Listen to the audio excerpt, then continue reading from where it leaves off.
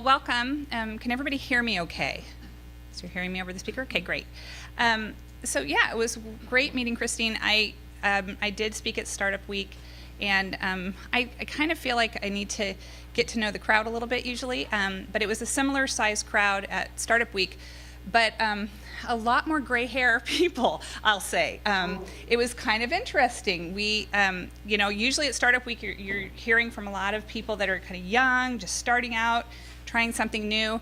But interestingly enough, Phoenix is getting recognized as a place where entrepreneurs are, and there were a lot of people there that were investors, and they were coming to kind of see what was happening and learn what was going on in the Valley. So that was kind of interesting, a little different spin on what I normally would see at Startup Week. So it's kind of for everybody now, and there were a lot of different subjects. So although you've been seeing business talk, this is about business. I actually start each company brand or personal brand, I start by saying, how are you set up? How are you organized? What entity do you have? So I do start off with business discussion. So to start off with though, today Christine asked me to do the same presentation. I just did a few more extra slides in it, but to give you kind of 5 steps to brand activation. But I call this minimum viable brand because people get overwhelmed nowadays. There's so much to do in starting a business, starting a product, starting a service, that they kind of bypass a lot of things because you just have so much funding and so much time. So I'm going to share with you kind of about the branding component and why it fits, but I'm going to talk you through a case study of a gentleman I worked with, 26 years old, who started up a tech business, and he's here in the Valley, and he's very successful. And so I want to take you through his, because I learned by seeing how others have been successful at things. So that was my approach at Startup Week, is to show you that. So to start off with, I also do personal branding. So I'm master certified in personal branding out of a company out of New York. I'm only one of 11 that actually can speak to corporations globally and use their methodology. So I actually speak at Fortune 500s, and I help people inside corporations personal brand themselves. So I want you to kind of get a feel for when I talk about life, work, world. Today, nobody cares just about you in your workspace. So what I do is I kind of introduce myself in 3 different, what I call 3D, 3-dimension. So in life, I have a great husband, a great kid, a great dog. I do things in ones. I can only do one thing at a time really well. So you see that there's ones there. I'm a baseball mom. My son has decided he's an aspiring baseball player. He's 14 and he thinks he's going to go pro, and I wish him the best. We'll see what happens. I'm a lifelong learner. I'm constantly adding certifications to my book of business because you have to stay fresh. And I happen to be 50, and the people I work with at the co-working location I work with are between 19 to 30, 33. So I'm the godmother of Cahoots, and I have to stay fresh and current on what's going on. So little fun fact, when I turned 30, I skydived at 11,000 elevation, and I actually landed, so everything went well. So in work, I am what they call a creative Cahootien. I chose to work at a co-working location 4 years ago called Cahoots. It's who are you in cahoots with? And I chose to work there because I realized that, yes, I did branding, but I don't know everything about what it takes to get someone from branding to user experience to online. You need resources. And now today you need to know SEO and how to do things digitally, and you need to make sure that the design's right. So if you were to step into Cahoots, you would see between 50 to 60 different businesses running out of there, and there are micro businesses, which are 1-people businesses, up to 6-people businesses out of there. So a lot of resources there for you. Anthony spoke up here, said he was interested in starting his own business, and I said it's a great place to go, hang out, get to know people there, reasonable prices, and kind of feel out how opportunities happen in business. So that is my Cahoots side. I'm also an owner of my own strategic branding business, and I also partner with agencies, digital agencies in town. Branding is something that not a lot of people do. It's strategic branding before design. So when people hear branding, they think the logo, the visual design, but branding starts with what's your vision, what's your idea, what are your values of your company, how are you going to grow it. There's a lot of pieces to branding, so we'll talk through how we step that through. I'm also, as I said, speaker and a corporate trainer. And then in the world, I really support, there's something called Kiva, which is an entrepreneurial nonprofit.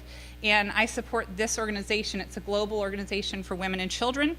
And it really supports funding. So you can pledge funding for other businesses. So that you kind of get to know me a little bit more outside of just what I do in my job.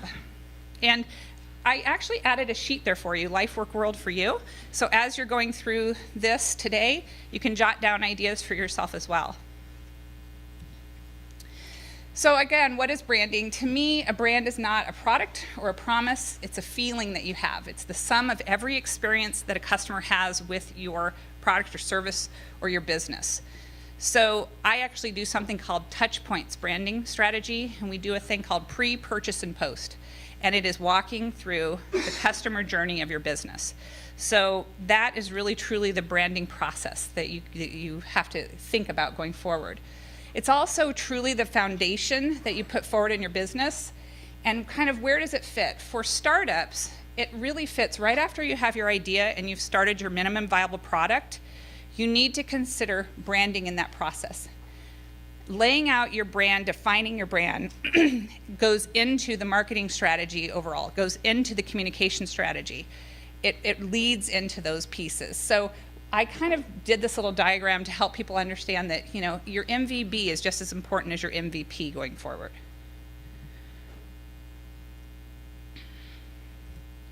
Perfect. So my process that I've employed, and I'm in the process of trademarking, and I'm doing a book about this, is I literally say it has, what are your goals? We have to do discover, position, and alignment, and then we move to engaging and designing. So where most people are saying, you know, I'm gonna go right to building my product and designing out my logo, they're at the end category of it, they tend to get there, they lose funding, they don't have a way to introduce themselves and what's important in them and their business, so they just have this product. And then unfortunately it doesn't go any further after that. So branding helps you to gain all of that knowledge in the front end. So I gave you another handout there as well, and it's the 5 steps to brand activation. That's kind of your guide for today as we talk. So there's 5 pieces that I employ, and it's create, context, clarity, consistency, and connectivity, okay? I always say you have to have clarity and consistency before connecting. So many people go, gosh, I'm just gonna go set up social media, I'm gonna do these things, but they don't know what their message is. They don't know what their brand stands for, right? They don't really know where to go. They don't know where their customer lays out there, so they go on everything. And everybody thinks, well, it's all free, so I'm just gonna go put myself out there. But that is a representation of your brand in every touch point, right? And so you need to get that right before you connect. So you'll hear me talk about the 5 C's in detail. The other piece that I do for clients, whether it's a executive client or it's a business client, is I put together what I call their brand work kit. It's kind of their briefcase. And so it usually starts with kind of the company piece, goals and story, but I get right into the executive bios. So there's a really, really smart tech startup that just started up in North Scottsdale. 2 very, very high level people, and they said, you know, we don't even have a bio. We don't even know how, you know, we don't really exist online. Can you come and get us figured out before, you know, they're already marketing their business, they're doing a great job, but they really haven't figured out themselves in this. So really key piece is executive bio. Again, the person that I did my training through in New York, he wrote a book with another gal, Deb Dibb, and it's called 3D Personal Branding for Executives. It's not just for executives, but it's really helpful. It's built in what they call a Twitterish package, where there's little vignettes. It's like 3 pages, and then you do an exercise. So it's a really good book to help you think about personal branding. I'm just pointing it out for you so you can think about that. So I'm trying to give you some useful tools as we talk through this as well. So the package in total, I always start off with a brand audit, which can take 3 to 5 weeks for a business that's been around for a while. I was fortunate enough a year and a half ago to do a rebrand for the World Trade Center Association. And little did I know, the World Trade Center, I thought it was just in New York. No problem. It's actually, there's 300 World Trade Centers worldwide. And that took a lot of work to do an audit to understand where did their brand lie. and it was a 44-year-old brand. So there's a lot of steps that have to be employed when you do a brand refresh, but this, again, is more of the focus for a startup, okay? So I kind of built this quote, experience the brand before branding the experience. I tell everybody to kind of take a breath, slow down. Let me get to know you first. Let me understand what you're all about, what you're building, what your idea is, and then I can help you to create messaging, create some value statements and those types of things. So experience that first and then moving into building that information out. So I start with, and I have this little worksheet on my website, but there's some key questions that I always ask first. Excuse me, getting dry throat. So what are you and your business deeply passionate about? It's not what does your business do, or what do you offer? It's what are you deeply passionate about? I've had 4 different businesses. I almost opened a laundry business, but I did a lot of work and understood that I did not want to be in 120 degrees in the summer in a laundry business. So you really have to be passionate about what you're going to be doing, or you just have to have a lot of money and invest in something and stand back and let it happen. So for me, I really feel like the passion has to be there. So you kind of go through and answer these questions to start off with to help to guide you in kind of starting the branding process. So now I'm going to take you through this tech startup. Gentleman's name is Kirk Morales, real bright guy. He actually came out of ASU, and I kind of put together the book. So if you have time afterwards, I know some of you are going to be running to classes, but I have his little packet of his brand work kit so you can see it as well. So it's up here if you want to see that. But he gave me permission he said, sure, why not market me further, right? I was at Startup Week and talked all about him. Everybody was tweeting saying, Kirk, do you know that she's sharing all your goods? And he was saying, yeah, it's fine with me. He got some recognition from it. He's very connected to Infusionsoft, to Square, Sprout Social, some of those larger companies he's made partnerships with. They loved it. They loved seeing him out there. So I'm going to show you what I did with him. He was smart enough to say, you know what? I've got a product. I've got an idea. Will you work with me? He had a month and a half. Will you work with me? Because I've got to go to my advisory board, and I've got to sell this to them. Because I want them to get behind this and help me get in with these other bigger companies. Okay, good. So I said, all right, so here we go. We start off with create. And I started off, well, why even build this thing? It's called InTracker, okay? InTracker was developed to put a critical business process in the pocket of every micro and small business owner. The goal is to track their products for them so they can focus on their passions and creating their products. For micro businesses, that's a single person in a business. Let's talk about the food trucks around Phoenix, right? It's a person who's driving around a food truck. They have to keep inventory on things. They don't have a lot of time in their hands, and they don't want to spend a lot of time doing it. They can do it from their iPhone, right, or their Android. They can track it, scan it. It's good to go. He knows exactly what his inventory was at the beginning of the day, at the end of the day. Really smart. And then Kirk said, this is a missing piece for a lot of small businesses. There's these big, huge, and I know it for a fact. I had a boutique, and I had to have all these equipment. It was $10,000 to have my tracking system. You can start with him for $25 a month. So he made it available, he made it right, and he made it hooked up. And then he said, okay, then I have to make sure that it can grow further from here. So this was his idea. And then I said, okay, why would I invest in you? Okay, you are a 26-year-old bright guy. He said, well, because I built my first software program when I was 14. That's nice. Why would I invest in you? Where do you exist online? What else can I learn about you? He said, well, I got awards at ASU. Okay, but you don't exist out there. So when people start to look to invest in you, they don't see you online. So he said, okay, well, I have aristocracy. And I said, what is that? He said, well, I'm a photographer. I said, okay, but what you're telling me is you're going to build a technology solution. So, and you built some software before. What else have you done? He said, well, I worked at American Express. I said, oh, okay. What did you do there? He goes, I built all of 4 different mobile products for them. Oh, okay, great. Now you're starting to tell me some expertise about you. What about partners? Do you have partners that are involved in this? Oh yeah, I have a guy that's from a digital agency and I have another digital strategist. Great, okay. So now I'm starting to understand why I would invest in this guy. He's smart, he's connected, he's gotten the right people behind him. So what we did is we built a little brand as a partner, brand as a person, and brand as a product.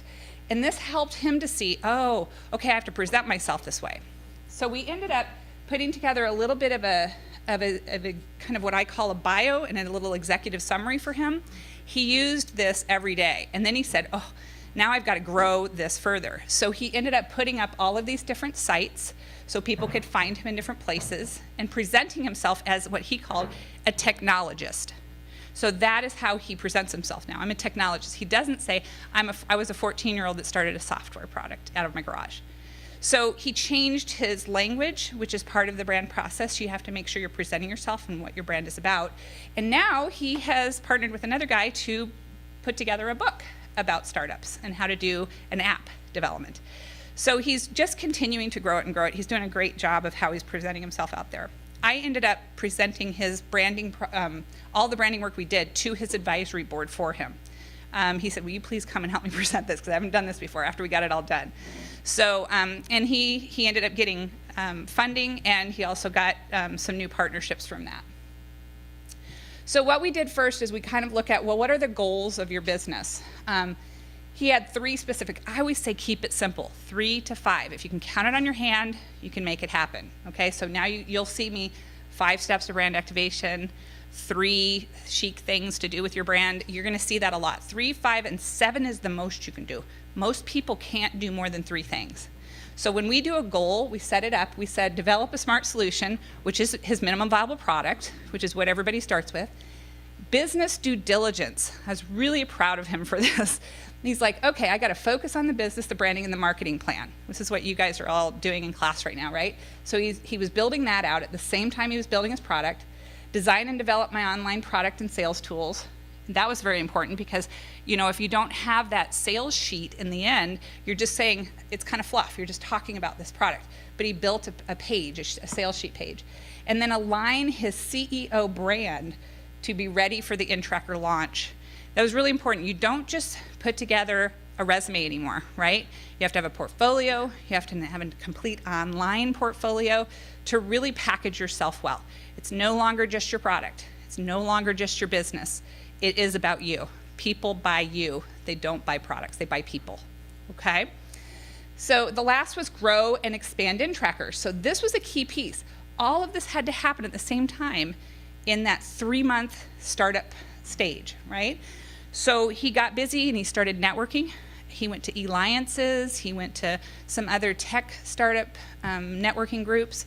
He was doing all that while he was also doing his product. So product was being built at night, in the middle of the night, while he was doing what he had to do in the daytime. And then branding, he employed me to help him do that piece.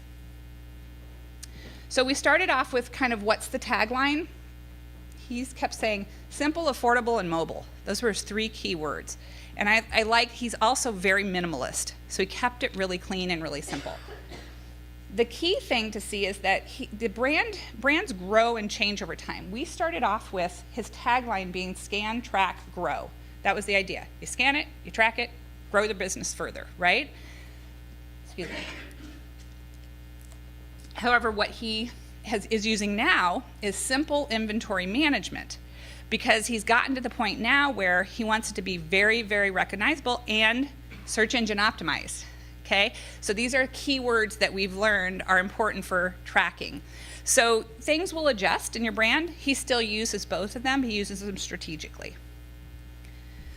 So then we move to what I call context. Okay, now this is where in his branding work I said, you know, this is a great idea. Has anybody else ever done this? And most people come back to me, no, I have 0 competition. And I always say, you're gonna have to find something out there that is at least either a competitor or a collaborator for me. So I forced him to go and kind of look and see what was out there. He did find 4 that had some similar traits to their offering. And so we put down theirs and we put, well, what is their kind of their key messaging, and then what is it that differentiates the in-tracker from all 4 of those? And we got to 4 key differentiators, And that was really important because you end up taking your differentiators and you use them with your target audience and you answer their pain points. So I'll show you how that works. But those were the differentiators that came out. Here were those 4 differentiators that you saw. All on the bottom are what he answered for each type of customer. Now what we did was when you're doing a startup, you don't do a ton of research on the customer because you don't know yet, really. You're kind of in that unknown area. So you don't spend a lot of time at it. So what we did is we focused on categories. So we said, there's e-commerce, small businesses, there's warehouses that could use this, there's food and beverage, and then there's retail. So what we did is we used those, we came up with people that he knew, and he went out and did a little quick research with each of them. What are your pain points? What are your desires? And then he said, here's my solution to each of those. So that really, the differentiators became the solutions, and that then drove our sales sheet. Okay? Is this making sense to everybody? Yeah? Good? Okay. So then we said, okay, is there anybody complimentary out there? And he only came up with one at the time. And he said, well, Square, because if they're on their phone and they're doing their pricing stuff, then they can do their tracking. This makes sense, right? So he's realized, well, gosh, I should have thought better. He's all hooked up with Etsy. So anybody who has an online store on Etsy can use this tracking system. He's hooked up with Infusionsoft. If you're familiar with the CRM program, all the back-end pieces, Infusionsoft actually may end up buying it from him one day. So he's already looking at, when do I offload this one and when do I start another one, right? So super smart. And then Square. Squarespace, I think is the other one, or Square, and I think I've got it written down here. There's another complementary one he's thought of. So he's made those partnerships happen already. So then we kind of had to take a look at, what is your brand architecture? How are you going to grow this? So when you start a business, you start an entity name. And I've had several different ones. I've had B3 Enterprises, B3 Partners, B3, because Brahmin, and there's 3 of us. It was that basic. So I just came up with a name, and then I do a DBA, doing business as. So my business for Robin Brahmin International used to be Chic Branding. But nobody wanted to refer their business to Chic Branding. They wanted to refer it to a person, to me, because I was the one that would come in and do the branding. So I even had to do a rebrand on my own business a year ago. So that's been a huge change for me. He decided that he wanted the entity to be in Tracker, he wanted the product to be in Tracker, and then he wanted it whole, and he wants to trademark it, and at some point it's going to do so well, he is going to sell that off. Okay? So what you do is in brand architecture, you look at kind of what is your master brand, how is it going to flow with sub-brands, so it's in Tracker analysis, in Tracker inventory, there's sub-brands to that. And then you put in, what is the co-branding opportunities? He's decided that what he's moving to now is powered by InTracker. So if you see Square inventory, it could say powered by InTracker. So it's really important to set this structure up, because if you start to have these partnerships happen and you don't have that going on, it can get really crazy, and all of a sudden your brand is all over the place, you don't know how to reel it in, and you don't know how to package it to sell it. Okay, so doing the architecture is something I do every single time I do an audit. When I audit and I look and say, what are the competitors, what are the collaborators, how are we going to set up the architecture going forward? Okay. So then we move into clarity. This is now where we're getting into positioning. Okay, this is where people are starting to talk about, I just want to have some keywords, and I go, okay, but we have to do all these other things before that. So what I have put together is I put this one sheet that comes out of all the work. Even World Trade Center Association, their association ended up with a one sheet like this. And it has your tagline, it has your purpose, it has your vision, your mission, position, elevator pitch, promise, personality. Some of them are 2 pages. Some add a little bit more to them, so they're front and back, okay? So it's still a one sheet, but it's 2 pages. So this piece is really the full essence of your brand. This takes some time. I do this with executive teams. I do this with individuals. So with Kirk, he was by himself. And I said, you have this advisory committee. Let's bring in 1 or 2 of your advisors. Because you really want to make sure that this is spot on when you leave it, because this is really kind of now carrying your message forward. Your values sometimes are in here. Many times the vision, mission, and values are what you see on most websites for companies. So this is actually can become external marketing information for you, okay? So this piece is usually a workshop I do, and it's usually a 4-hour workshop that I do with a group of folks to get through that. The tagline we talked about earlier, we also did some planning on that. I usually go out and I'll do a survey of what I feel when we do the competitor audit. I look at other messaging that's going on out there. So we want to make sure it's different and differentiated. So that piece is, I went through that really quickly, but there's a lot of work that goes behind the scenes there. As a matter of fact, I brought, again, to show you guys, I'm putting together an online product called Minimum Viable Brand. But all of my tool sets that I use when I work through with clients, there are 25 different pages here. And so you're welcome to come up and take a look at those afterwards too, to see what those kind of look like. But I literally take these and put them in posters, and they're all around the room when I do a workshop. And then we work through one at a time. There's a little bit of pre-work too that I do with clients. So consistency comes in. Now we're starting to move into, what is this thing going to start to look like? Okay, and why should it look like that? What are the colors and why? So when you do branding, you obviously come up with attributes of a brand, and banks, a lot of time you'll notice they're in blue, and that's because they're trusted, they're secure, there's meaning behind color, okay? Red generally is because you're super, super passionate, crazy passionate about things. My color is blue. I'm very loyal, I'm very trusting, I'm very, I'll follow through every time. So I'm very much like that golden retriever dog. You know, I'll turn the lights on, turn them off, you know, all those good things. That is a blue color. So your brand, actually, you have a color. Might have several colors. Some people are just, you know, spread with a lot of different colors in their brand. But we generally will pick 1 or 2 or 3. I leave it up to the designer to take it from there, but I generally will say, based on the brand attributes of this person and their company, what they've said, these would be the colors going forward. And then we put together what I call a style sheet of kind of how they want to have their brand look. Again, he was very minimalist. He wanted to make sure it was tech-oriented, so we made sure that there were some technology visuals, but he also wanted to show people. This is about people doing their business, so we wanted to make sure people are in the pictures. So that carries out. I do a quick style sheet. I actually do a 25-page mood board for larger companies that then goes to the designer. Again, for a startup, you don't need that much work. In-tracker sales sheet. Here's what we kind of started off with. Here's the elevator pitch at the top, here's the goals of it, and here's the benefits to the customer. This then outlined what he was then going to produce as a sales sheet. So that was the next piece. So keeping that consistency in all of the information going forward. And then we moved to connectivity. And in the connectivity side, we looked at, okay, how will this look together connected? And then also in print, web, mobile, and in press, you know, how are things going to be presented? This was actually the tool, or the printed piece that was put at the advisory summit. So he wanted to make sure it was all connected and looking. If you look at his site now, it doesn't look the same as this one where it says the scan, track, grow. So that was his first push. Now he's up and running, has customers in. He had to take away some of the fluff and get down to business online. So he's even, in just the last year, he's done a refresh of his website. But he knows where to go. He'll still send me notes and say, hey, I have a question on something on my brand, want to make sure it's consistent and connected to overall. And so that happens with companies. They'll put stuff back to me to make sure they're on brand.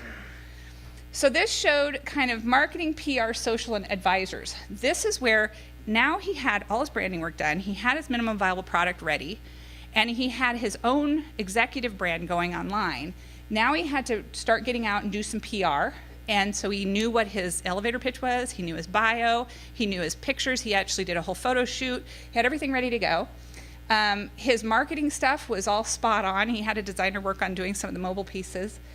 Social, he is connected in the 3 areas where his target audience lies, which was the most important, so he wasn't spreading himself everywhere. And then he also does a newsletter as well that's really important to get out on, here's the latest update on the product. And he kind of tries to push out something once a month and touch his customer once a month. So the most important piece in branding for me is kind of answer this question, will people miss you or your product or service when you're gone? You need to make whatever you do a habit for people, right? because I can tell you my 14-year-old is not on Facebook. As soon as the moms got on Facebook, those kids were out of there. They are on Snapchat, and they're on anything that goes quickly up and quickly down. So they're even in a whole different mode to where things are at. But they make Snapchat a habit now. They make YouTube a habit, where, I still say, go to Google to check your question out. He goes, no, I'm going to YouTube. There's answers on YouTube. I'm like, really? That's not, who is that? Who's out there? So, it's important to know that you have to make it be something that people want to go to every day, right? And need to use. So for him, for his product, it was really important that these small businesses take it and keep it and make it a habit every time to use it. And he had to do that in partnership by marrying it with other collaborative businesses that made sense. So that's the end of kind of speaking about his, kind of how that startup works, and those were the 5 steps in it. In that sheet, I also gave you kind of 3 things to consider in each, which is the story that I kind of told you with his. I did get asked by Christine that there was questions about trademark, right? You wanted me to speak about that a little bit. So I don't have slides on that, and I will do my disclaimer and say that I'm literally not an attorney. But I can tell you there are 4 people in my business that I would never do without. 2 are attorneys. One is an entity attorney out of Nevada. He's actually the Rich Dad Poor Dad attorney, and I met him several years ago. I use him for all of my entity planning, and I use a gal named Catherine Carey out of San Francisco to do all of my trademark attorney work. She does trademark and franchises. That's what she specializes in. She has a doctorate. She's amazing. So I've learned a lot on the process of that. So let me ask you guys a quick question. If you own your domain, your URL, your .com, does that mean that you now have a position to trademark it? Anybody have an answer for that? No, that's exactly right. So just because you have a URL and you put a business up and you've been working at it for 3 years does not mean that it's yours. Someone could come and trademark that name literally through the USPTO, and they could contact you and say, you need to discontinue using this. And it's been happening lately. So what I recommend to people to do is, as soon as they have established a name and they have established a URL, as soon as you put it up online, write the date that you started to use it and put a TM behind it. TM is trademark. I have intent to trademark, okay? You may never, but put that down, okay? The attorney will ask you, when did you start to use it? There's first use rights, okay? So you do have some pull there, but I'll tell you, if it's Apple or it's Microsoft or somebody, they pulled it, they've trademarked it, they're going to come and they're going to own it. It's just going to be that way. I actually had my name questioned way back. It was Chic Brand ID initially, because I was going to do identities, right? And there was another person that owned Brand ID, and they said it was too similar. My entity attorney said, change your name. I go, what? Why? I like my name. Why would I have to change it? He said, change it. It's too similar, and it's similar type of product. So what I recommend you do is, when you find a name, you find a URL, go to a site called trademarkia, and .com. It's, I think, LegalZoom. It's one of their sites. You can actually literally plug in the name, and it'll show you, it'll just say it's available, start buying at $175. Or it'll show you all of the trademarks that are either pending or discharged, or it gives you a lot of information there. So I go there before I go to the USPTO, okay? The other thing I do is I go to see, is it available on social media? So might be a great name, I can get the URL, but guess what, it's not available on any social sites. So now do I want to use it or not? So the way to find it on the social sites, the top 300 social sites, is go to a site called Knowem, KNOWEM.com, Knowem.com. You can plug it in, and it will literally do this little algorithm and show you if it's Facebook and Twitter and all the different sites that it's available on. So that's been my way of, okay, we got a name, we got an available URL, and by the way, if you start to look for the URLs and you don't buy it right away, hate to say it, but the company that you just looked on may hold it. So if you find one, I tend to buy them. I actually own 250 URLs. So, and I'm in the process of packaging them with a trademark so that I can sell them as a package, because they're so hard to find names anymore. So I've just decided it's going to be a business.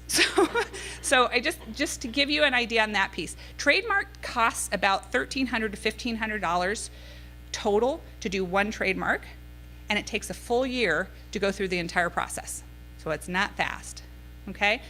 But your attorney would tell you, okay, we've put in all the paperwork, everything's there, here's the date where we started, and then they should update you as to the status.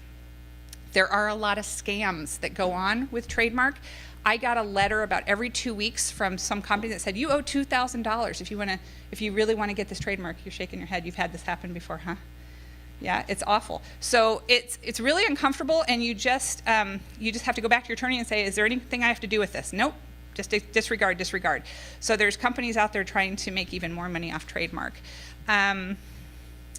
What question? I guess I should open it up for questions. I think that gives you enough there, but I will also give you out Catherine Carey's information. Sonia, you're going to run around with that. Perfect. I'll give you out Catherine Carey's information for trademark. And franchising takes a full year just to get your franchise documents together as well. So there's a lot of work that gets involved in franchise. I've actually worked with 2 franchise companies that have gone through that process. It's really, really, it's also very expensive. It's about $50,000 to just get a full package franchise ready to go. So, but you have to work with an attorney through that process for sure. The trademarking you can kind of do off of Trademarkia. They assign an attorney to you. It's a little less expensive, but you don't have the interaction, direct interaction with the attorney throughout the process. But if it's simple, you're doing something simple and you kind of just want to feel like you want to secure it, that might be a route. Okay, so let's open up for any questions that you guys have. I know we have entrepreneur group, communications, and marketing group, so hopefully I've touched on a few different areas for each. But if you have any questions, I'm open for them.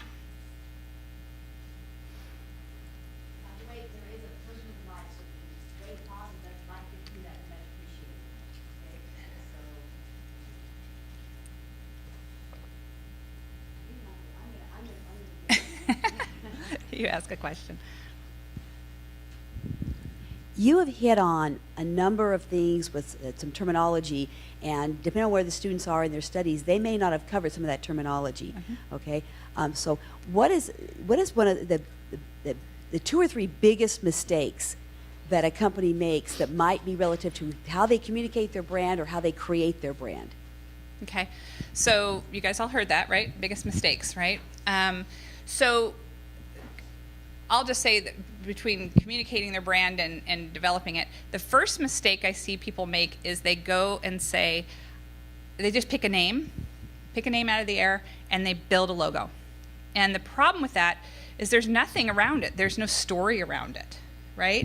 So what does it mean? And you start to, they start to build it out, and then they're like, okay, now I'll back in trying to figure out how I communicate about it. So that's the first piece that's a problem. So I say in starting to get your story around your brand, your name, is to sit down and say first, before you even name something, what is my purpose? What are my goals? What's my vision? I can tell you for me, I say everybody has PP. Everybody has perfect potential. Every company and every business has perfect potential. Do they have the know-how to get through all the steps? Generally not. So if they're smart enough, they're going to come forward and they're going to take a methodical process through it. I'm very methodical in my steps, okay? So can you bypass some pieces to get to it? You can, and I've seen it. I've worked with some designers that are pretty amazing. They kind of go, you know, I really like this.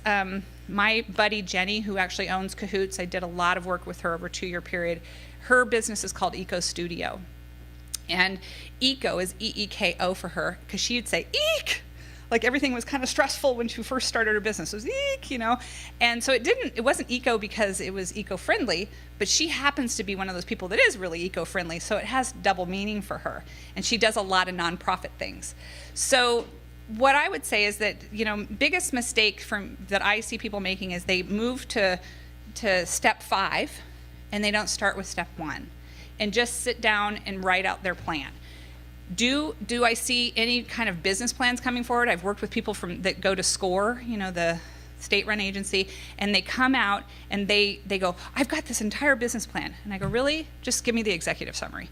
Because, I say, think about 90 days out, think about 6 months out, and think about a year. Because if you don't take your time to just get yourself settled in that first year, you're going to have a hard time hitting that 5-year mark. I'm coming on my 5-year mark with this particular business, but I've been at a 1-year mark with another business. So I've felt it. I know what it's like to start up something and to stop something. And there was a lot of reasons why. One other reason that people, the big mistake they make is they start to spend money in the wrong places. They spend too much. I'm going to get this design done and I'm going to build this technology piece out. I work with an app development company that's $50K to $250K to do an app with them. And people come to them and they turn them down. They say, you're not ready for this. You need to think about this, this, and this in your business first. So start by getting your entity set up right so it's not taken from you. No one can take your idea away. If you have an idea, put together an NDA, okay? A non-disclosure document. And every time you talk to someone about it, have them sign an NDA. I have seen people's ideas stolen and developed within 2 weeks. So, I've witnessed this. So that's another mistake I would say is they start to spread the word, which you want to. You're like, oh my God, I have this awesome thing, and everybody's gonna love it. Yeah, someone loved it so much, they just built it behind you. So get your NDA set up, get your entity set up, protect your trademark if you can, and then start to build everything out. But be cautious in your spending. So I mentioned to a gentleman who was having to leave early, come into Cahoots and meet different entrepreneurs. Jenny will set up, I can even ask her to, if there's an opportunity where there's a group that want to come down, she'll set up and we'll put it, I call it speed dating with other entrepreneurs. We can set up a thing where you just ask 5 questions of all kinds of different people. There's a landscape architect that works out of there. There's a guy who runs a record label that works out of there at night. There are tons of coders. There's a ton of UI UX guys. There's some healthcare businesses, a nutritionist that works out of there. I'm a brander. There's a lot of designers. So there's a variety of different businesses working out of there, and all have experienced ups and downs in their business. There's something in Cahoots called Success Labber that you can come and you can sit and say, I'm struggling with this, and they help you think that through. Okay, so that's what I would say. Is that a good answer for all of that? That helps you to know, careful with your spending, take the methodical process, and then reach out to others that have done it before, and don't be afraid to do that. Don't go in saying, I don't really know this. That's the most important thing was for me, is to reach out to others. And I would test out some of my tool sets with people there. Say, hey, I have an idea on something. We have someone in the back, Sonia, do you have the microphone still?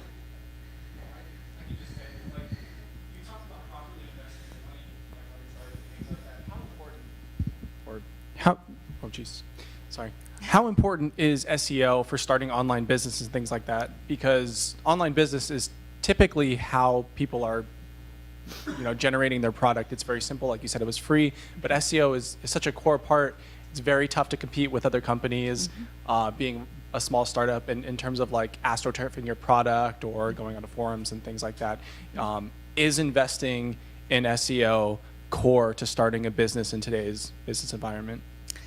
Well, probably the digital agencies I work with, yes. Could you please make sure we define for everybody SEO? Yes, search engine optimization. So when you guys Google, you will see it says ad, really small. Those are people that have paid to get their first positioning up there. So I'll say that I've never paid for SEO. And I've been in business for 5 years for my business. The thing I have done is I've used LinkedIn very, very strategically. There's a lot on LinkedIn. I do a whole LinkedIn intensive training. There is so much on LinkedIn now. If you don't have your own website, okay, you don't have a business, you don't have your own website, LinkedIn is your website. You can actually buy your URL, and I will recommend everybody do that if you have your name and you've purchased it, okay? You should direct that URL to your LinkedIn profile. It's the first thing you should do.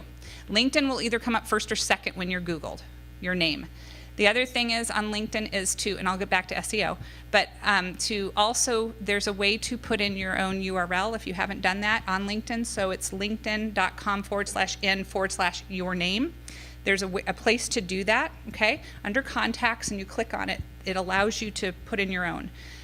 If you can't do your own name, because somebody else already took it, because you have a common name, you want to put something behind your name that represents you. So I've had people put VP, CEO, international, whatever that piece is. So I do that through personal branding. But that is also a key positioning. So for a business, for SEO, there are some small businesses, like an appliance business that's done really, really well that I've watched, that have just used SEO, just search engine optimization, paid for the ads to get positioning.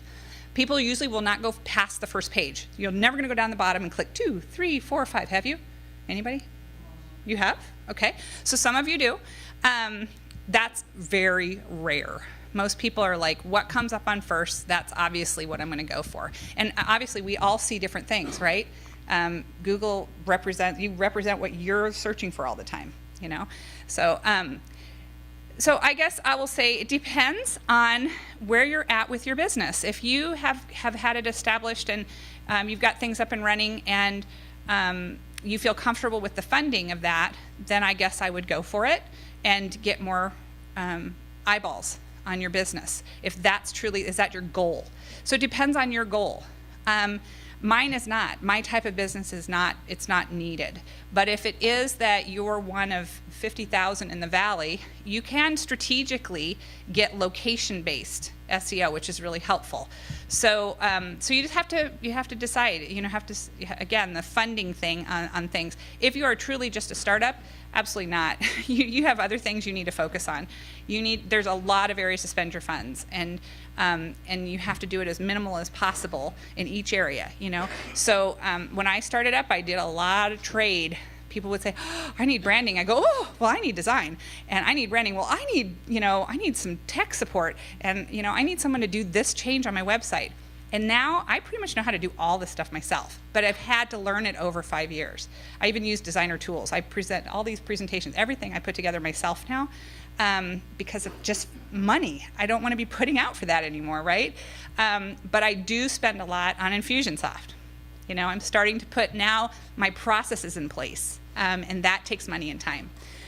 So there's no perfect answer on that for search engine optimization. It probably depends on the type of business, is what I would say, if you're going to need to do that positioning. So. In class, they talked about maybe it's not a great idea to use your first or last name in your business name. I see you have no problem with that. Is that something that, what are your thoughts on that? And have you thought that maybe certain businesses it's all right to use your last name, like if you maybe plan on not selling it or something like that? But yeah, great question. What are your thoughts on using your name in the title of your business? Really good question. So if you look at any of the stats going forward, they keep saying in like 2024, 2020, or 2030 that most of us are going to be working with, if we're working in a corporation, we're also going to have our own gig going on. You're going to have your own business on the side. That the way of the world is going to be very different. I do personal branding. So as part of that focus is you need to have your own brand represented, as well as maybe your business brand. Some people are entrepreneurs. They're going to work in corporate America. They have no interest in the entrepreneurial world, right?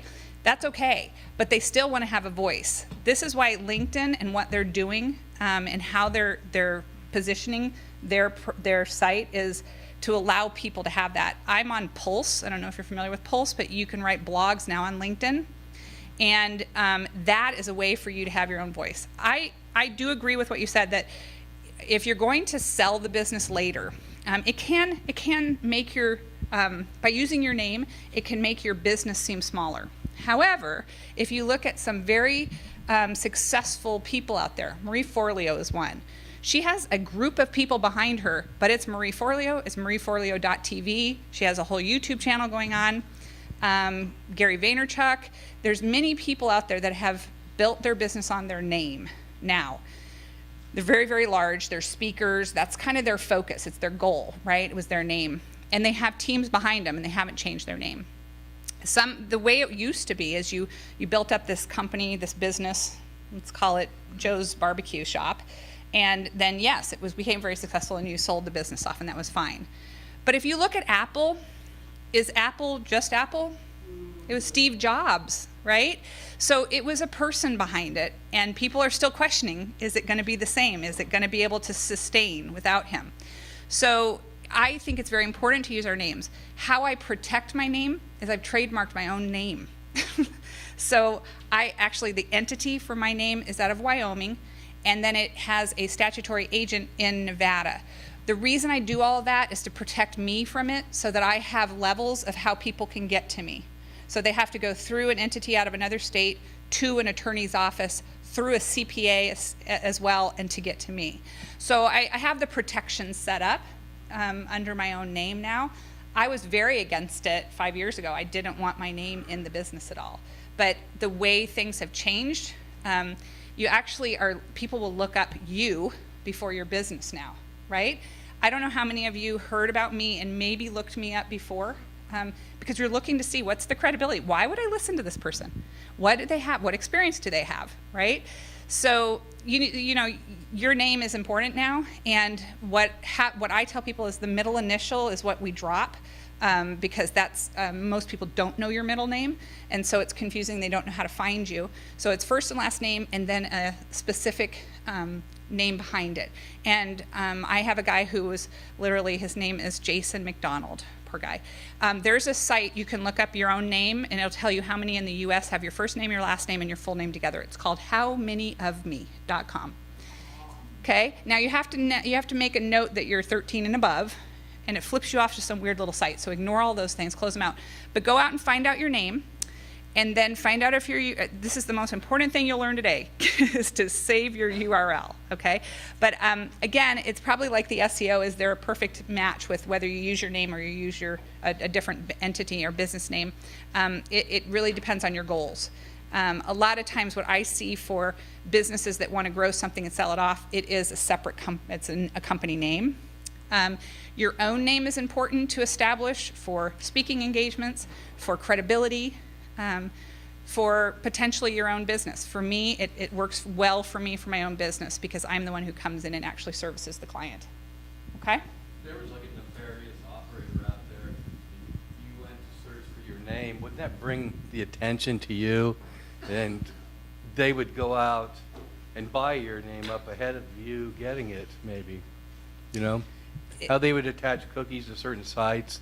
That way, if this guy's interested in looking up his name, maybe he's interested in paying for it. Mm-hmm. I'll just buy it before he does anything with it. People do that. I hate to say this, but before I've worked with some companies, I've bought the CEO's names. And I come in and I say, just so you know, you're going to need to work with me. And they go, really? And I said, yes, you're going to need to work with me because I own your name. And we've got to do a lot of work to get you noticed in the world because you don't exist out there.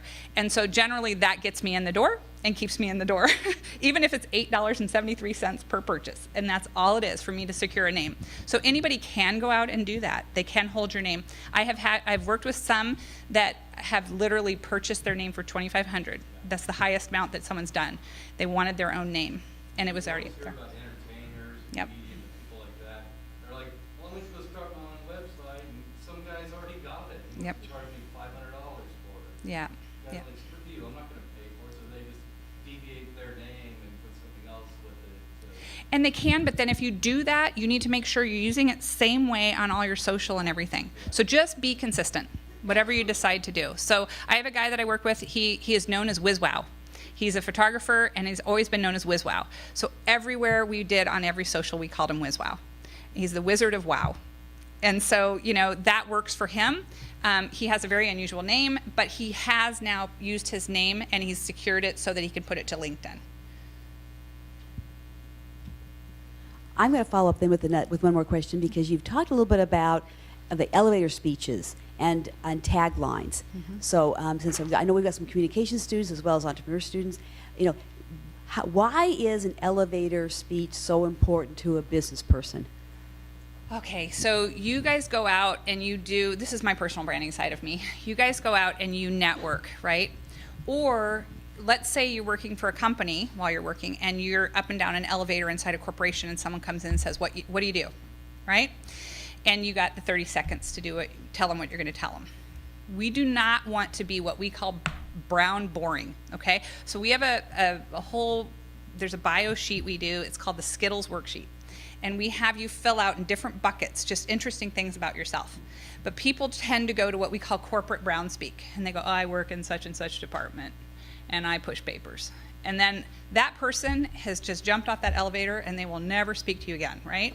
So your elevator pitch, as much as some people say the elevator pitch is dead, this guy right here, Simon Sinek, if you've ever heard of him, he's an amazing TED talker, and he says start with why. The reason you start with why, did I tell you today my big why? I believe everybody has PP. And because I believe everybody has PP, I chose to do branding, which I love because I get to bring all these people together, I get to find out their potential, their differentiator, and then I help them get out in the world. Okay, that was my elevator pitch. Now that's interesting. You might say, oh, can I get your card? I'm kind of interested in hearing more, right? Instead, I could have said, my name is Robin Bramman. I have a strategic branding business, and I help corporations and individuals brand their business, and that's what I do. Okay, who cares? That's so boring.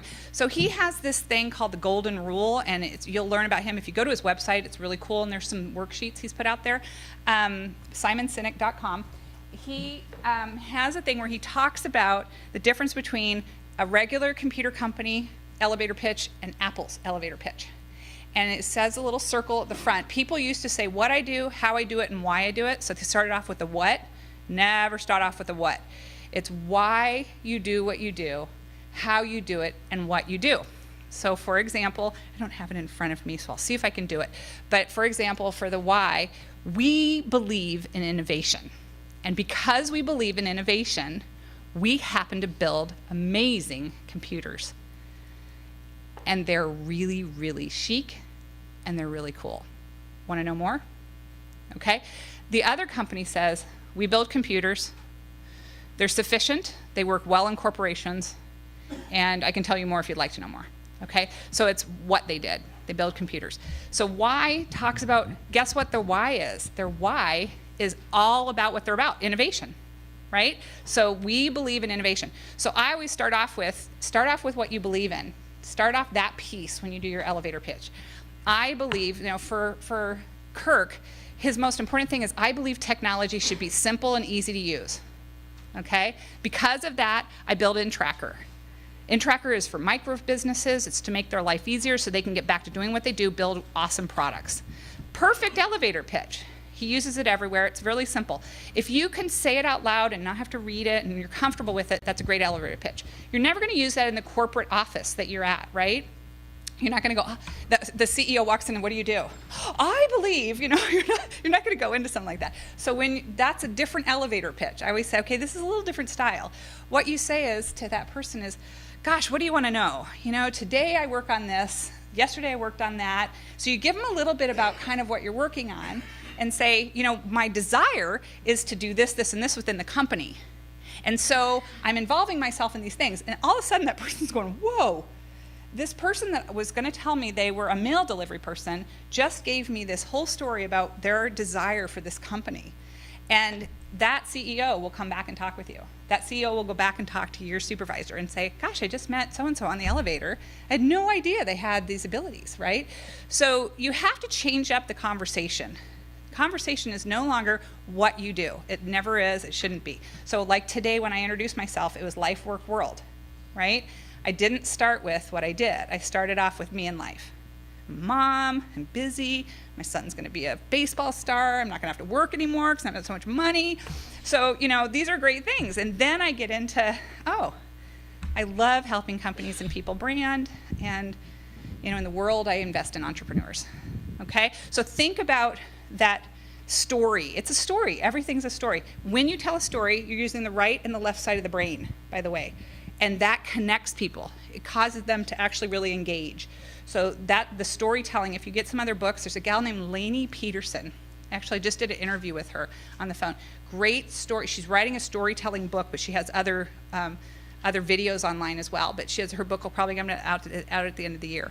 Look up storytelling. Storytelling really helps you get into kind of your elevator pitches and those kind of things for yourself. But by the way, for those of you that are in my class, you are going to get Simon Sinek later this semester. Yay! Okay, That's awesome. Yeah, because I'm a believer in Simon Sinek, since why. Okay, what other questions do you have? This is your chance. By the way, just out of curiosity, do you have an hourly rate? I do. A year ago, my hourly rate was $150, and today it's $250. You are getting about $350 worth of value today. Here is your opportunity to take advantage of it. If you want to save yourself a little bit of money, seize the moment now. Good answer. I like that. I'll also just share with you guys too, well, if anybody raised their hand, great, but I brought these two books. I usually do this with people that are in colleges and students because you're always looking for how do I position myself. If you've heard of Strength Finders, there's a 2.0, but there's another one that's called Strength Finders Leadership, and they give you the 5 core leadership roles for yourself, really helpful. The other is from Marcus Buckingham, and it's called Stand Out. This is a fabulous assessment. Both have a little code at the back. You do their simple assessment online, and this one is great. It actually gives you verbiage you can use right in your resume. So really, really helpful. It's great books. Yes? I just want to say, along with that Strengths Finder, Student Life and Leadership soon will be, Student Life and Leadership here on campus, they're going to be having codes available so that you can take your Strengths Quest. I don't know if it's exactly that same thing, but it's the same concept. You take a test and it gives you your top 5 strengths. So just keep an eye out and an ear out for that, because it's free. It's normally like $10. Yeah. But it'll be for free and available to all students, well, a certain amount of students. There's another, it's a 15-day free, and it's one I used that's a reach assessment. There's very few that are truly a 360 assessment. And so this assessment that you do, you actually send it out, it's totally anonymous, and you send it to emails to all different people. It could be an advisor at the college, it could be your mother, it could be a person you worked with years ago, it could be someone you're working with now. And they have all these really neat questions in it. One is, if I were a dog, what kind of dog would I be and why? If I were an appliance, what would I be and why? If I were a car, and then it asks what are their strengths, all of that kind of stuff. There's a 15-day free assessment, and it's on reachpersonalbranding.com. So go out and take that. It's worth it to do it if you make the time for it. It'll spit it back to you. If you email me and you say, Robin, I have a few questions, I'll be happy to answer them. Okay? But it's worth trying it out. It's truly a 360. All these other assessments you take, it's how you would have filled them out. This is people perceiving your brand. So it's from the outside world in, which is really, really helpful to say, oh my gosh, I had no idea that people saw me as an entrepreneur. I wasn't seen as an entrepreneur 2 years ago. I was working a lot in corporate world. I was doing a lot of consulting gigs in corporate, and they kept seeing me as a project manager, which is what I was years ago. And finally, I started showing up at those gigs, and I had a rolling cart. And they go, hey, Robin. I go, hey, gotta go. I'm on consulting hours. And I kept saying it enough times that they saw me as an entrepreneur. So I keep taking it year to year to see how my brand perception has changed. So it's worth trying. You said you developed a full skill set in the course of your career. For those currently engaged in academics, would you recommend anything outside of, a lot of people are in business or in marketing and things like that. Would you recommend anything outside of those fields of study, since people can take multiple courses, that would develop like a well-rounded skill set? Yeah, so I would have to rely on Christine to help me figure out what all those well-rounded would be, but yes, the answer is yes. I've worked in 5 different industries. I worked in healthcare for 10 years at Banner Health. I worked in finance. I worked for 2 different financial organizations. One is Capital Group companies.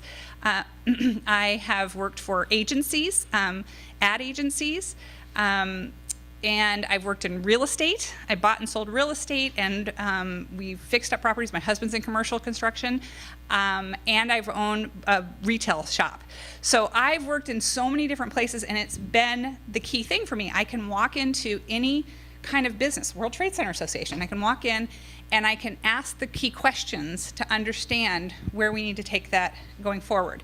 And generally, it's a set of like I said, there's a process step that you go through, and you just think through, what's the business? What are the needs? Who's the customer? You know, asking those key questions. So what you're getting here is really important. You're getting all that foundation. but it's really, really important to think outside of your career. Most definitely. I would definitely recommend that. That's why I say use places like Cahoots. There's Gangplank, there's Cahoots.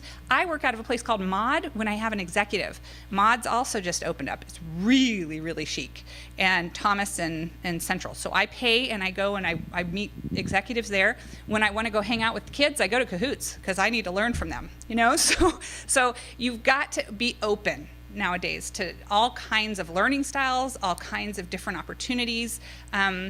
I'm actually going to be opening myself up for some interns, so if someone's interested. I live way on the other side of town, but one of the reasons why I wanted to come was I was like, I want to find out if anybody would have an interest in working with me and doing some internship stuff. So I haven't, I was thinking about also on my side of town, but I was like, you know, it doesn't have to be. Everything's virtual these days. I had a virtual assistant out of Kentucky that worked for me for a while. So that's a really fortunate thing. So reach out and think about jobs that are not necessarily in your own court, and intern. I would definitely recommend that. Can you stay around for a few questions if Absolutely. students have questions afterwards? Yeah, and like I said, there's things up here if you wanted to dig around and just take a look at some of the end result. Thanks so much for your time, you guys.